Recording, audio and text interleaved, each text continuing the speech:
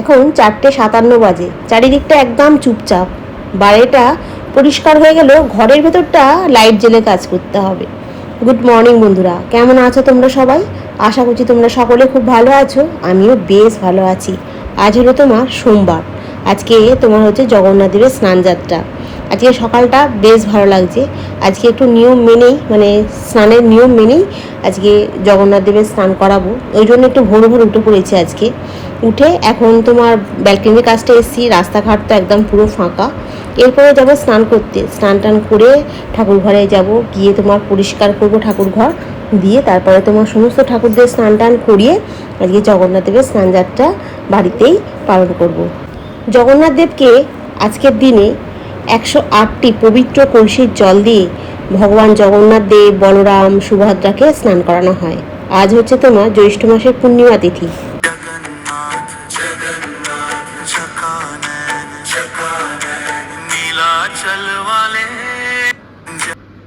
আমি 108 কলসি জল দিয়ে তো জগন্নাথ দেবকে বাড়িতে স্নান করাতে পারবো না। আমি 108 বার ঠাকুরের মাথায় জল ঢেলেছি আজকে। সমস্ত কিছুটা নিয়ম মেনেই করার চেষ্টা করেছি। সকালবেলাটা না খুব ভালো লাগছিল জানো তো, যখন জগন্নাথ দেবকে সুন্দর করে লাল বস্ত্র দিয়ে সাজিয়ে স্নানের জন্য যখন রেডি করছিলাম। আর কালকে তোমার নিয়ে এসেছি জগন্নাথ দেবের জন্য বস্ত্র, জগন্নাথ, বলরাম, সুভদ্রার জন্য ওই বস্ত্রটাই এখন জগন্নাথ দেবকে পরিয়ে নেবো। তনুও ঘুম থেকে উঠে পড়েছে অনেকক্ষণ আগে, কিন্তু উঠে পড়লে কী হবে, ও স্নান করে রে, কিন্তু ওই ক্যামেরাটা ও ধরে দিচ্ছে আজকে।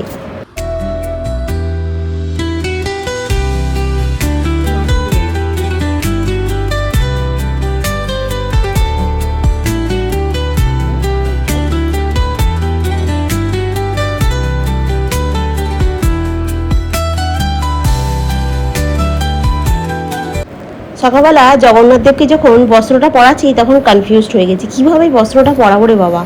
তারপরে যাই হোক, তুমি আবার বললো যে এইভাবে পরাও, বেশ ভালো লাগবে, তাহলে আবার ওইভাবেই পরালাম। এই প্রথম, মানে ফার্স্ট টাইম জগন্নাথ দেবের স্নানযাত্রা। এর আগেও আমি করেছি, কিন্তু পট ছিল, মানে কাঠের ঠাকুর তো ছিল না বাড়িতে, নিয়ে এসেছি। কিন্তু ওখান থেকে আবার বলে দিয়েছিল বেশি এবার জল দিয়ে যেন স্নান টান করিয়ে দেবে না।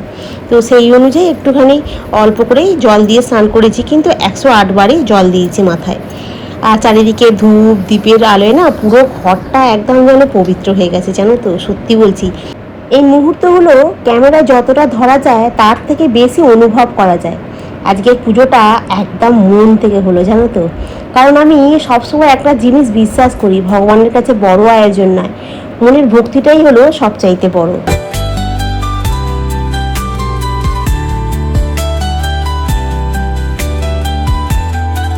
তনু এইসব পুজো আচ্ছাগুলো খুব পছন্দ করে। ও সকাল সকাল ঘুম থেকে উঠে পড়েছে, উঠে ওই ক্যামেরাটা ধরে দিচ্ছে। আর রথযাত্রার দিনকে ওকে বলেছি একটু ছুটিটা নিবি তো। রথযাত্রার দিনকে ছুটি নিলে কি হয়, একটু আলপনাগুলো সুন্দর করে গুছিয়ে দিয়ে দিতে পারে। আর আজকে সকালবেলা পুজো করছি বলে ও বাড়িতে আছে, ওরও খুব আনন্দ হচ্ছে জানো তো। কালকে ঠাকুরের প্রসাদে মিষ্টি নিয়ে এসেছি 5 রকম, চিড়ে মুরগি, বাতাসা নিয়ে এসেছি, কিন্তু ফলের মধ্যে শুধু আমি নিয়ে এসেছি জানো তো। আর তার সাথে তোমার মিষ্টি দই নিয়ে এসেছি। কখন কি বৃষ্টি নেমে যায় হঠাৎ করে, এখন বর্ষাকালের সিজন চলছে, তারপরে রাস্তায় কালকে প্রচণ্ড ভিড়। আর ওই ভারী ব্যাগ নিয়ে না ছুটি করতে পারছিলাম না এধার ওধার করতে, ওই জন্য চলে এসেছি কালকে বাড়িতে। একটু এদিক ওদিক ঘুরলে হতো, কিন্তু ওই ব্যাগটা অনেকটা ভারী হয়ে গেছিলো, মানে মুদিখানার যেহেতু দোকানগুলো ছিল। আর এই প্রতিটা ভোগের মধ্যে তুলসী পাতা, জগন্নাথ দেবের বলো, গোপালের বলো, রাধা গোবিন্দের বলো, এই তুলসী পাতা মাস্ট দিতেই লাগে। তুলসী পাতা ছাড়া তো ভোগ নিবেদন করা যাবে না।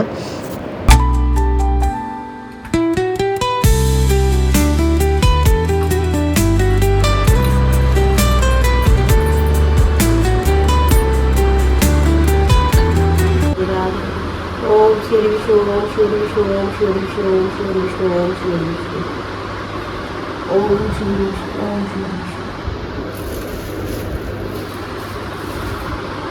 ওম শ্রী ভগবতে বাসুদেবায় নমঃ, ওম শ্রী ভগবতে বাসুদেবায় নমঃ। হে কৃষ্ণ করুণা সিন্ধু দীনবন্ধু জগৎপতে গোপেশ গোপিকা কান্ত রাধা কান্ত নমস্তুতে।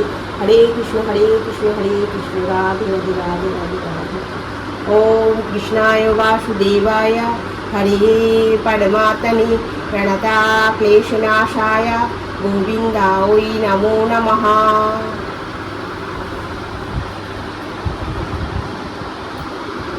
জয় জগন্নাথ, জয় জগন্নাথ, জয় জগন্নাথ, জয় জগন্নাথ, জয় জগন্নাথ, জয় জগন্নাথ। ওম শ্রী বিষ্ণু, ওম শ্রী বিষ্ণু, ওম শ্রী বিষ্ণু। ওম কৃষ্ণায় বাসুদেবায় নমঃ, ওম কৃষ্ণায় বাসুদেবায় নমঃ, ওম কৃষ্ণায় বাসুদেবায় নমঃ, ওম কৃষ্ণায় বাসুদেবায় নমঃ। হে কৃষ্ণ করুণা সিন্ধু দীনবন্ধু জগৎপতে গোপেশ গোপিকা কান্ত রাধা কান্ত নমঃ।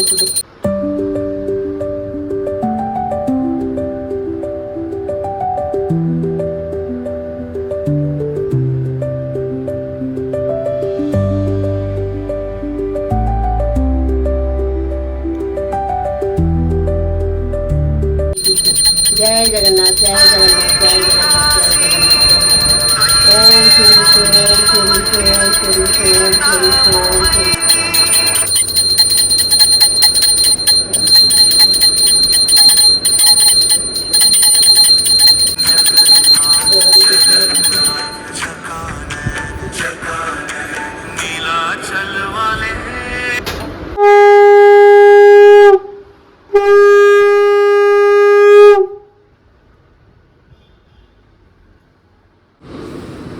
পুজো কমপ্লিট হয়ে গেছে।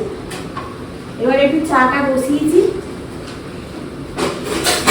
চা বসিয়ে চাটা একটু খাই। তনু ব্রাশ করছে, তনু ঘুম থেকে উঠেছে অনেকক্ষণ আগে, আর ওকে বললাম তুই চাটা খেলে তাহলে ব্রাশটা করে নে, তাহলে চাটা দেবো।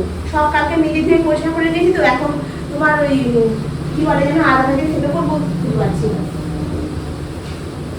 ওই লবঙ্গ এ করেই সারাশি দিয়ে চিপে আর দিয়ে চাই, ভালো খেতে লাগে।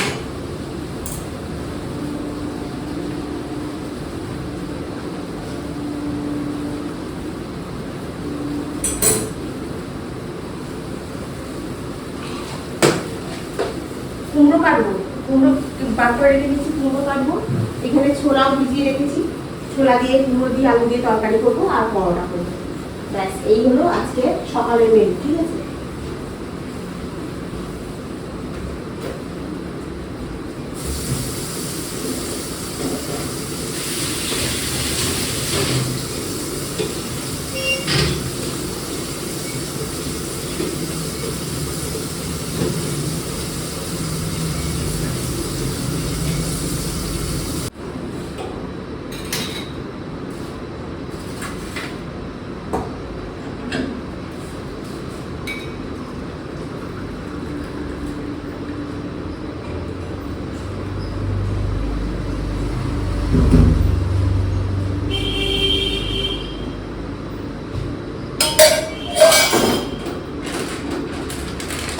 কেক নিয়ে আসা হয়েছিল, ব্রাউনি।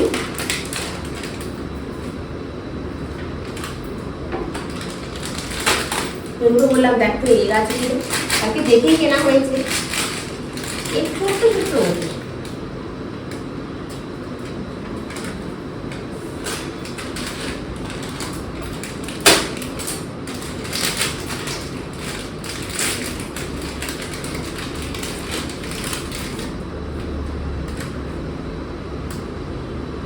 চাটা একটু খাই, লাইটটা বন্ধ করে দিয়ে যাই, এসে লাইটটা জ্বালাবো।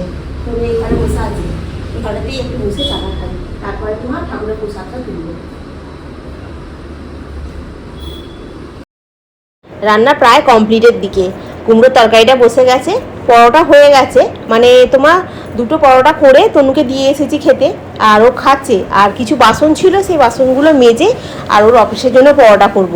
মানে এখন হাতে একটু সময় আছে, ভগবানের কৃপায় আজকে সকালবেলা তোমার পুজোও হয়ে গেল আর তোমার রান্নাও হয়ে গেল, জানো তো, মানে কোনো অসুবিধা হয় না, একদম টাইমের মধ্যে রান্না পুজো সব কমপ্লিট করে ফেলেছি। আর আমি সকালবেলা আজকে পরোটা খাবো না, ওই চিড়ে মুরগি আছে, দই দিয়ে একটু খাবো, একটু আম আছে প্রসাদে, তারপরে তোমার মিষ্টি আছে, এগুলো খেয়ে নেবো। আর দুপুরবেলা আমার জন্য পরোটা ভাজবো। আর তনুকে 3খানা পরোটা দিচ্ছি, কারণ ও অফিসে নিয়ে যাবে, আর ওখানে তো সবাই থাকে, ও তো সবাইকে ও দেয়। আর একটা পরোটা সবাইকে দিতে লাগে, আর দুটো পরোটা থাকে ও খায়, ওই জন্য 3টে করে পরোটা দিই। রুটি হলে 2টো দিই, কারণ রুটি হলে খুব একটা পছন্দ করে না, রুটি হলে 2টো দিই। ওখান থেকে আধখানা 1খানার মতো দিয়ে দিয়ে ও খেয়ে নেয়। আর আসার সময় বলে আমার খুব জোর খিদে পেয়েছে, পেটের ভেতরটা যেন কিরাম হচ্ছে, কাটা গোলাচ্ছে, এরম করবে জানো তো, ট্রেনে বসে বসে। আমি বলি একটা পাঁপড় ভাজা হোক, যা হোক কিছু কিনে খা, সেও খাবে না, সেই বাড়িতে এসেই তবে খাবে। আবার এক একদিন যখন খুব খিদে পায় আমি আবার মুখ করি, সেদিনকে আবার এক এক সময় কিনে খায়। কালকে আমগুলো যে নিয়ে এসেছি না, আমগুলো আমাকে না ঠকিয়ে দিয়েছে।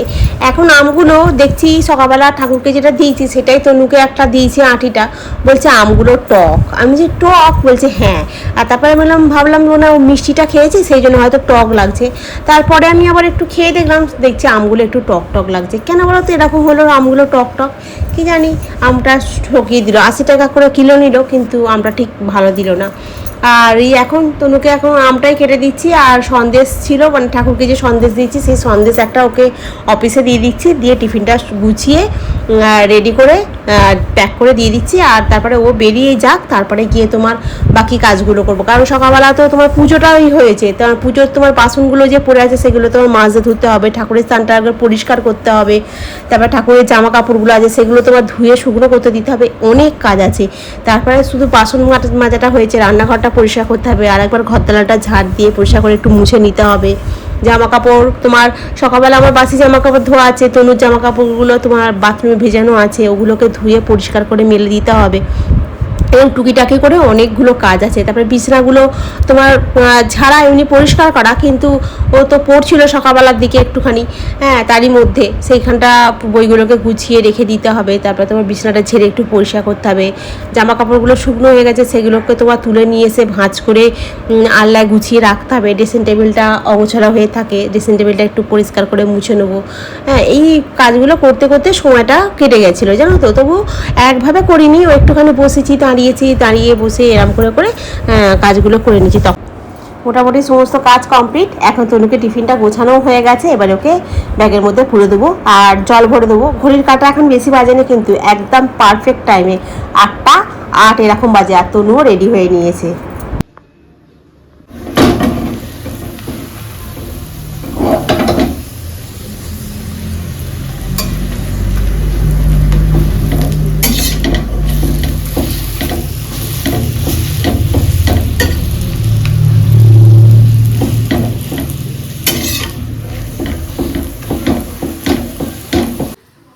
এখন 2টো বাজে, সেই তনুকে অফিসে টিফিন গুছিয়ে দিলাম, বাসন তখন মেজে পরিষ্কার করে সেই যে বসেছি।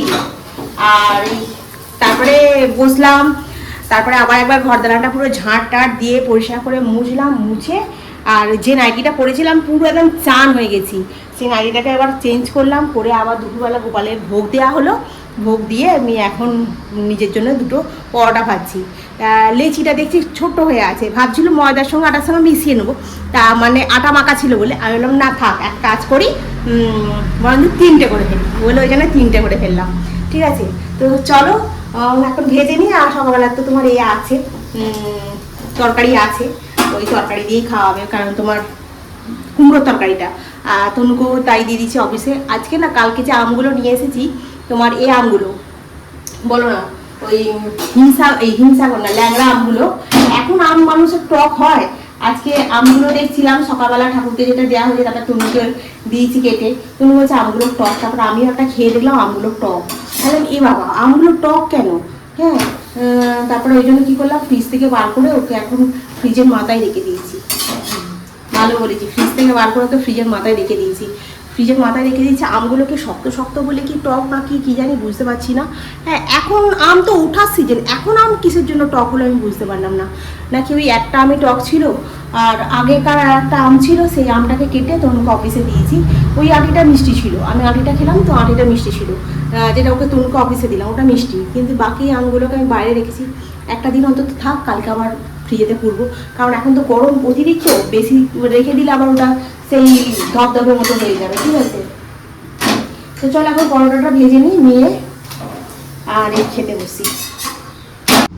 আর এখানে নিয়ে বসে পড়েছি, পরোটাটা অর্ধেক খাওয়াও হয়ে গেছে, এত খিদে পাচ্ছিল।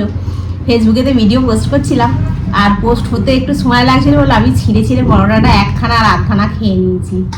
আর তোমার ওই যে মিষ্টি দই অল্প একটু নিয়েছি, ওই আম সন্দেশটা কালকে এনেছিলাম, আম সন্দেশটা মিষ্টির দোকানে দেখি আম সন্দেশ বিক্রি হচ্ছে, বলছি খেয়ে দেখি কীরকম লাগে। সত্যি আম গন্ধ, কারণ আজকে তো আর আম খাওয়া হলো না। আর এই যে কুমড়োর তরকারিটা বেশ ভালো হয়েছে, ঝাল ঝাল মিষ্টি মিষ্টি। তো চলো এখন বন্ধুরা খেয়ে নিই, খুব খিদে পাচ্ছে। ঠিক আছে, মানে বসে থাকতে পারছি না যেন। আর তনুকেও তো দিয়েছি, দেখো একদম পুরো কালো হয়ে গেছে, আর একটু পরে মনে হয় বৃষ্টি আসবে। পুরো আকাশটা একদম কালো। খেয়ে খেয়ে আর একটুখানি করছিলাম, তোমার শুয়েছিলাম। এরা এখানে প্রজাপতি, এই প্রজাপতি না ফড়িং। হ্যাঁ, কি সুন্দর। আগে ফড়িংগুলোকে ধরতাম, এরকম ল্যাচগুলোকে ধরে আর ওড়াতাম, ল্যাচটাকে বেঁধে দিতাম সুতো দিয়ে দিয়ে আর ও এখন ধরে থাকতাম, আর ফড়িংটা অনবরত উঠতে থাকতো। আকাশটা খুব জোর ডাকছে, আর পুরো অন্ধকার হয়ে গেছে। জামা কাপড়গুলো কিছু ছিল সব তুলে নিয়ে গিয়ে চেয়ারে রাখলাম, ওগুলো শুকনো।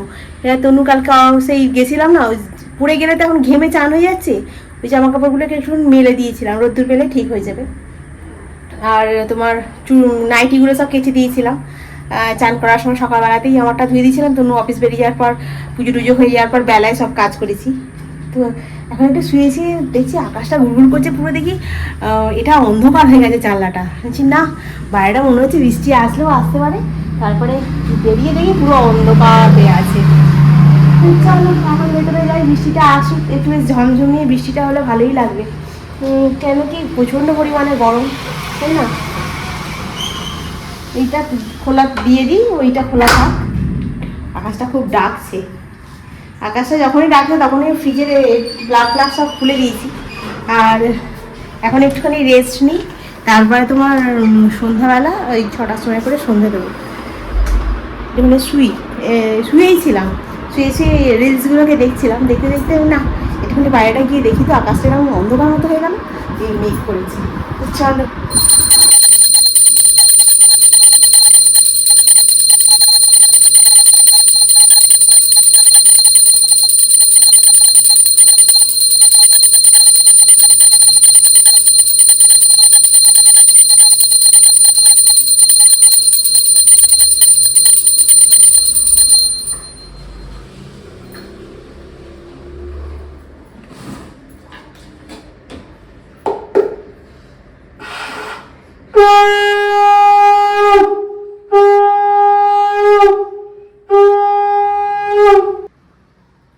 দেখতে দেখতে সন্ধ্যা হয়ে গেল, আর সন্ধ্যের সময় সন্ধ্যা আরতি করলাম, করে আর একটুখানি ধুনো আর একটুখানি তোমার কর্পূর দিয়ে ঘরে চতুর্দিকে এখন একটু ঘুরিয়ে নিই। আজকে তোমার জগন্নাথ দেবের যেহেতু স্নান যাত্রা রয়েছে, সকালবেলা ধুনো জ্বালানোর সময় হয়নি, ওই জন্য তোমার এখন একটু ধুনোটা জ্বালিয়ে নিলাম।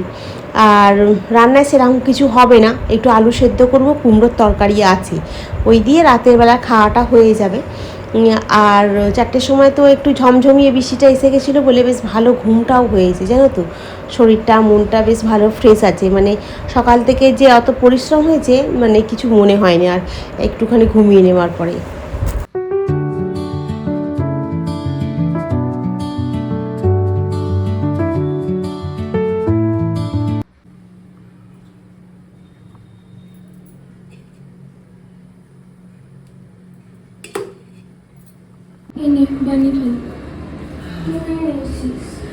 তো এখন আমি দুধটা নিজে একটুখানি বসে খাই, খেয়ে দিয়ে নিয়ে ব্যাস, আর কোনো কাজ নেই।